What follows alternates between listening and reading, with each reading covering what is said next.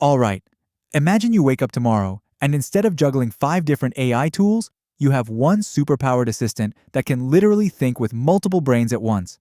Well, that tomorrow just became today, because Anthropic just dropped something massive. They're letting you pair Claude Opus as an advisor with faster models like Sonnet, giving you near-genius level intelligence at a fraction of the cost. And that's not even the biggest story we've got today.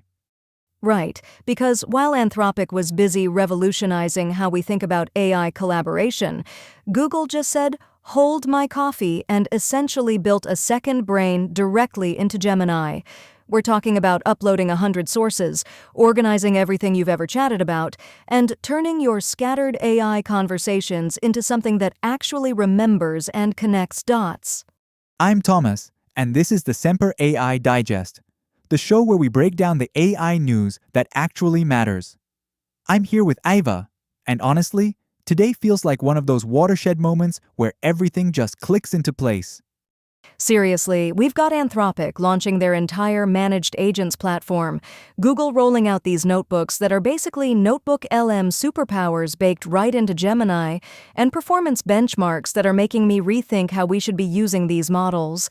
Let's dive in. So let's start with this Anthropic announcement, because it's actually 3 massive announcements rolled into one, and the implications are kind of staggering. They've launched Claude Managed Agents, which is their full production infrastructure for building and deploying agents at scale. But the really clever part, and this is where it gets interesting, is this advisor strategy they're introducing. Okay, break that down for me. What exactly is an advisor strategy?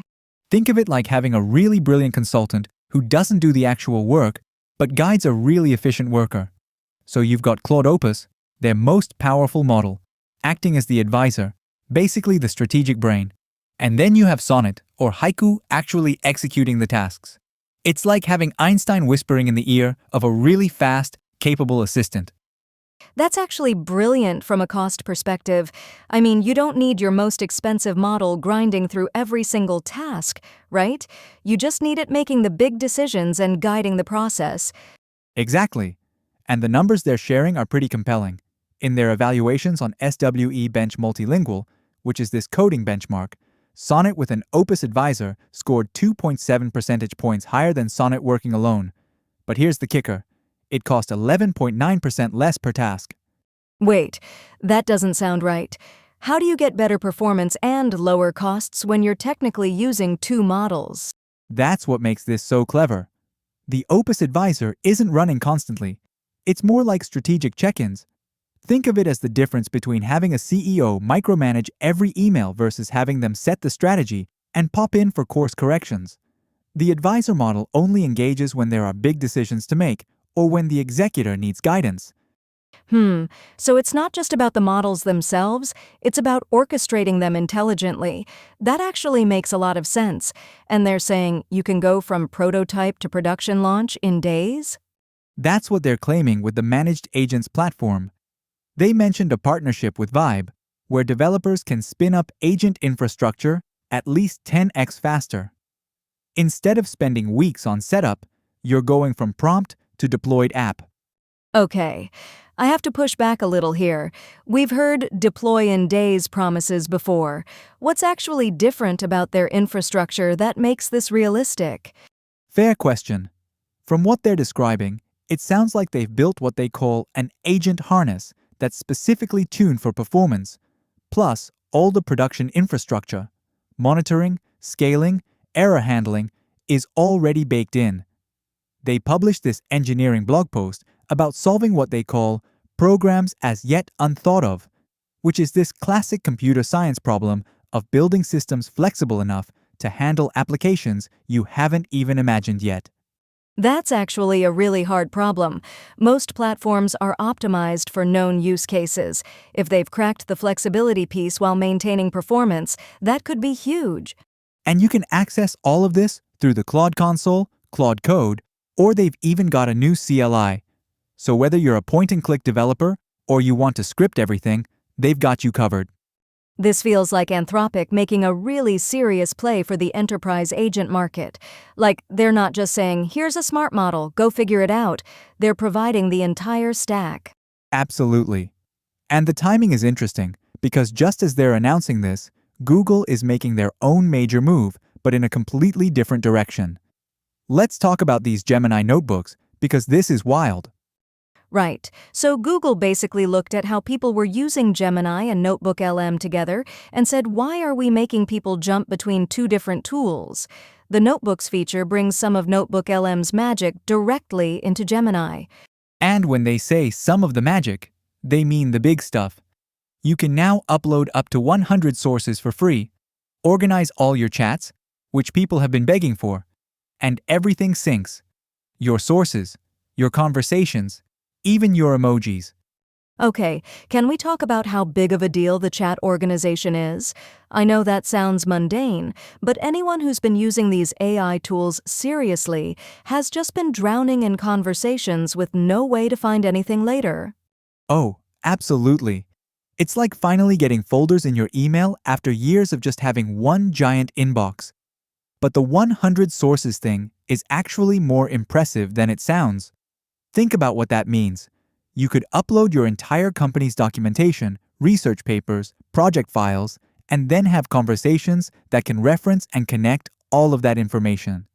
That's essentially turning Gemini into a personalized knowledge base, and the fact that they're doing this for free users too, well, eventually, is pretty aggressive. Yeah, they're rolling it out in tiers. Ultra subscribers get it now, then Pro, then Plus, then free users. And they mentioned mobile and EU access coming soon, plus workspace integration. The workspace piece is interesting. If you can bring this kind of knowledge synthesis directly into Google's productivity suite, that could change how entire teams work with information. And they're clearly not done. The Gemini team specifically mentioned that Google I/O is coming up and we are just getting started. So this might just be the opening salvo. Speaking of things that are just getting started, there was also mention of some visualization capabilities in Gemini Pro.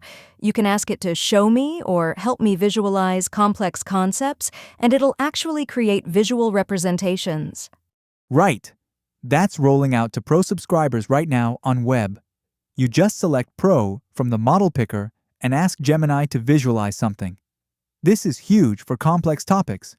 Imagine trying to understand a complicated business process or a scientific concept and being able to say, show me how this works, and getting an actual visual breakdown.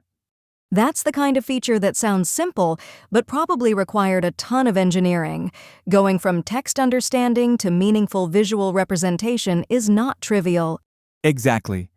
And it's another example of these companies not just making models smarter, but making them more useful in practical ways. Like, raw intelligence is great, but can you help me understand my quarterly budget or visualize how a machine learning pipeline works? It's interesting how both of these announcements, Anthropic's agent infrastructure and Google's knowledge synthesis, are really about taking AI from impressive demo to daily workflow. That's such a good point. We're seeing this shift from, look how smart our model is, to look how much this integrates into how you actually work. And that brings up something else from Anthropic that I think people might have glossed over. What's that? They mentioned that you can build and deploy agents through Claude Code now. Claude Code is their coding environment, right? So they're not just giving you APIs and saying, figure it out.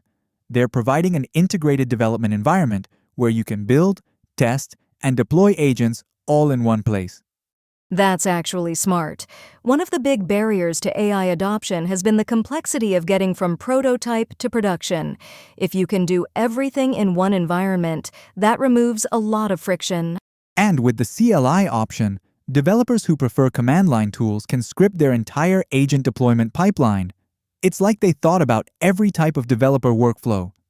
Okay, but let's zoom out for a second. What does all this mean for people who aren't developers? Like, these are cool announcements, but what's the real-world impact? Great question.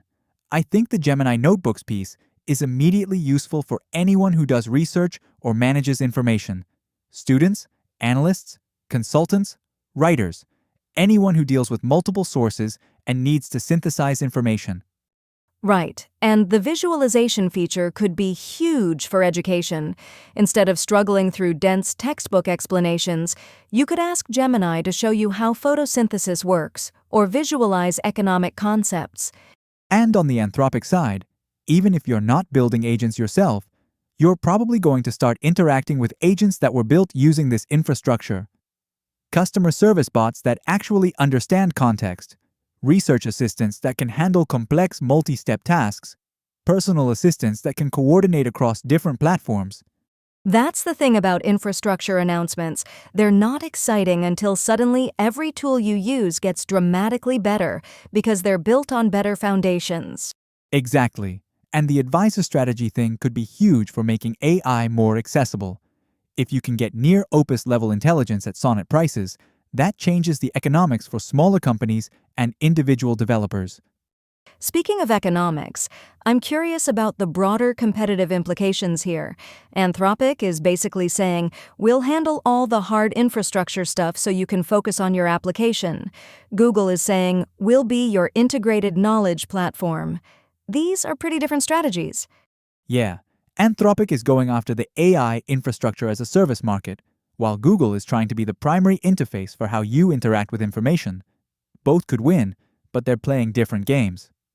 And meanwhile, everyone else in the space has to respond to these moves. OpenAI's probably looking at managed agents and thinking about their own infrastructure offerings. Microsoft is probably looking at Gemini notebooks and thinking about how to integrate that kind of functionality into Copilot. Oh, absolutely. This is one of those weeks where everyone's roadmaps probably got reshuffled, and we're still early in the year. If this is the pace of innovation in April, what's the rest of 2026 going to look like? Well, Google specifically mentioned Google I/O coming up, so we know they've got more announcements planned. And with Anthropic rolling out this entire platform, they'll probably be iterating quickly based on early user feedback. Let's do some quick hits before we wrap up, because there were a few other pieces to these announcements that are worth mentioning. Good idea. So first up, Anthropic published a detailed engineering blog post about building managed agents. They describe it as solving programs as yet unthought of, basically how to build infrastructure that can handle applications that don't exist yet. That's actually a fascinating computer science problem. Most systems are optimized for known use cases, but agents could do literally anything. How do you build infrastructure that's flexible enough for unknown unknowns? And this is now available in beta on the Claude platform, so developers can actually start experimenting with it today. Next, Google's Notebooks rollout is happening this week, but it's a staged rollout. Ultra subscribers first, then Pro and Plus, then eventually free users. Mobile and EU access are coming, plus workspace integration. The workspace piece could be really significant. Imagine having this kind of knowledge synthesis built into Google Docs, Sheets, and Gmail. For anyone wanting to try the visualization feature, you just go to gemini.google.com, select Pro from the model picker, and ask Gemini to show me, or help me visualize, whatever concept you're trying to understand. And they're specifically asking what people want to visualize first, which suggests they're really curious about how this feature gets used in practice. Last thing, Anthropic keeps emphasizing that this advisor strategy can be used across different model combinations. It's not just Opus advising Sonnet. You could potentially have different advisor-executor pairs depending on your specific use case. That flexibility could be really powerful.